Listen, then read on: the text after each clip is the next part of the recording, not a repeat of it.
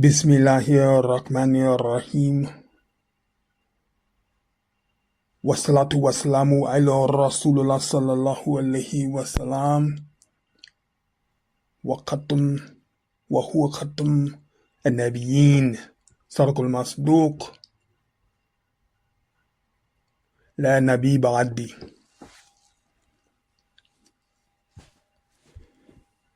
In the name of Allah, the most gracious, the most merciful, we praise Him, we ask His help, we seek His forgiveness. If I lived to be 1,000,000 years old, 1,000,000,000 years, if I had the number of years to infinity, I would never be able to praise Allah enough for sending us the hidayah, or the guidance, in the form of the Prophet Muhammad sallallahu alaihi wasallam. Tomorrow, which will be November the 5th, 2024 in the USA, is election day. We have Kamala Harris and we have Donald Trump. We have the mumps, we have the measles. Which is better? The lesser of two evils is still evil. There is no Medal of Honor hanging upon the lapel of Kamala Harris, and there is no Medal of Honor, certainly no Medal of Honor hanging on the lapel of the honorless Donald Trump. He has no honor. But we, as Muslims, Muslim American, notice I didn't say American Muslim, Muslim Americans. We should be honorable people. If you look at Malcolm X, who was Muslim for less than a year before he was assassinated. He went to Mecca, understood true Islam, came back to America. Within 3 months, he was dead. But he had sincerity. And the Prophet Muhammad said, Adinul Nasiha. Malcolm X said that we, as black people, and black people are an oppressed people. Muslims are an oppressed people. So it's relative. Malcolm X said that we as black people have caught hell as Democrats. And we've caught hell as Republicans. He said that before I was born, nearly 60 years ago, and in America today, nothing has changed. I don't claim to be a prophet. That would make me a liar. Anyone who claims to be a prophet after the Prophet Muhammad is a liar. They're a liar. He was Khatam an-Nabiyyin. This is the way he's described. He is the seal of the prophets. La nabi ba'di. No prophet after him. We understand that. But I'm going to make a prediction. Not a prophecy, a prediction. And I might be wrong, because human beings can be wrong. I can be wrong. You know what? Imam Shafi, rahimahullah, was wrong about some things. And you see Muslims still following him today. Whereas if Imam Shafi were alive today, Imam Shafi, who had no access to Sahih al-Bukhari, Sahih Muslim, if he was alive today, he would understand that touching a woman does not break your wudu. But today you have Muslims who don't understand that. So if Imam Shafi can make a mistake, he's much greater than me. Much greater than anyone today or in the last 100 years. There is no scholar in the last 100 years on the level of Imam Shafi. There is no scholar on the level of Ahmed ibn Hanbal. There is no scholar on the level of Imam Malik or Imam Abu Hanifa. Bin Baz wasn't. I said it. I didn't stutter. Uthaymeen, who I love, he was not on the level of those great people. But when it comes to the life of the Prophet, Sheikh bin Baz, Sheikh Uthaymeen, Albani had access to Sahih al-Bukhari and Sahih Muslim. So when it comes to those hadith, we listen to them over Imam Shafi, Imam Malik, Imam Abu Hanifa, any one of those days, Ahmed ibn Hanbal. We do not take his word with hadith over somebody like Albani. Now getting back to my prediction. I predict that 48 hours from now, we will have not a new president, but a different president of the United States of America. And his name will be familiar. It will be Donald Trump. Does that bother me? Donald Trump, a Republican coming back into office? That does not bother me. Doesn't bother me as a Muslim. Doesn't bother me as a black man. Why doesn't it bother me? Because I don't think the Democrats are my friend. Democracy is veiled white supremacy. Democracy, this might get me deleted because YouTube has already threatened to delete my account, but I don't have many followers anyway, so, I'm over here shaking in my proverbial boots. Yeah, right. So, democracy began not in Africa. Democracy began not in Asia. It didn't begin with the Native Americans or the Aboriginals. Democracy began in Greece, in a perverted homosexual nation. Historically, Greece was a nation of homosexuals. If you know street language, when they use the word Greek in relation to copulation, you know what that means. Because that's what Greeks were associated with. They were a disgusting people, a morally defunct and bankrupt people, a ethnically monolithic people, and an ethically bankrupt people, the Greeks. So I'm not trying to be Greek. So I'm not trying to be democratic. And I'm not trying to be romantic. So I don't care about Trump becoming president. I don't think Trump means me any good. And I don't think Kamala Harris means me any good.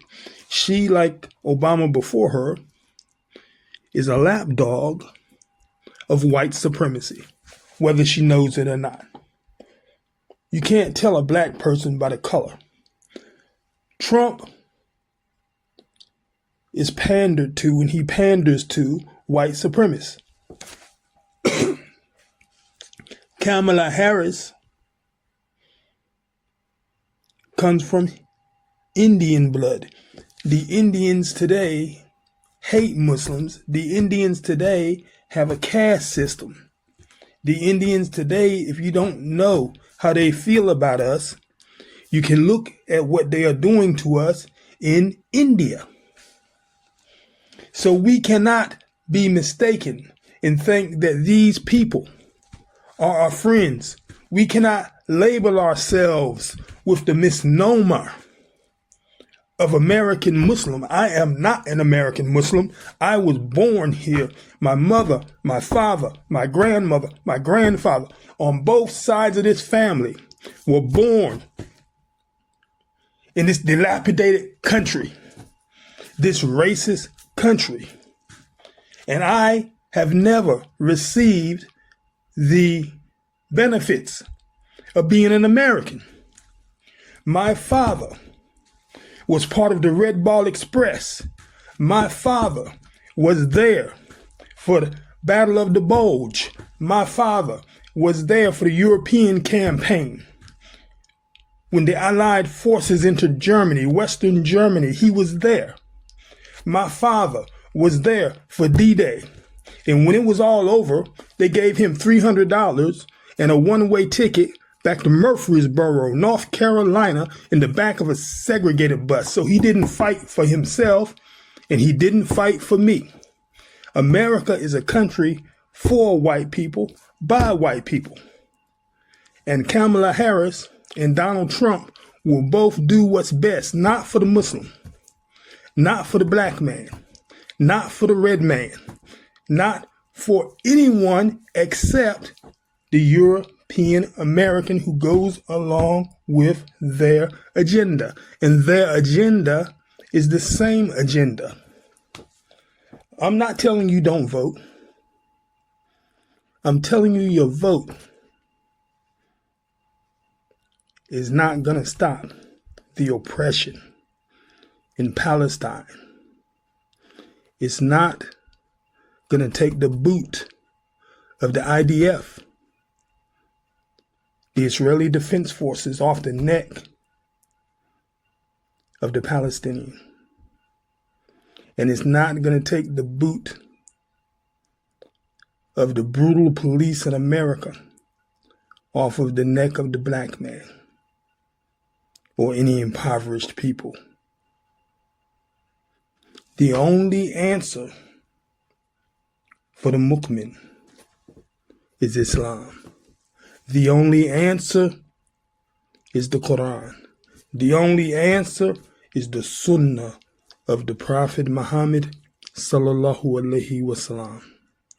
And we have to instill it in ourselves on an individual basis. And once you have that personal relationship with the Quran, you will slowly see yourself change. I don't claim to be perfect, but I'm more perfect than I was before I was a Muslim. Before I was a Muslim, believe me, you would not have want to have met me. You wouldn't.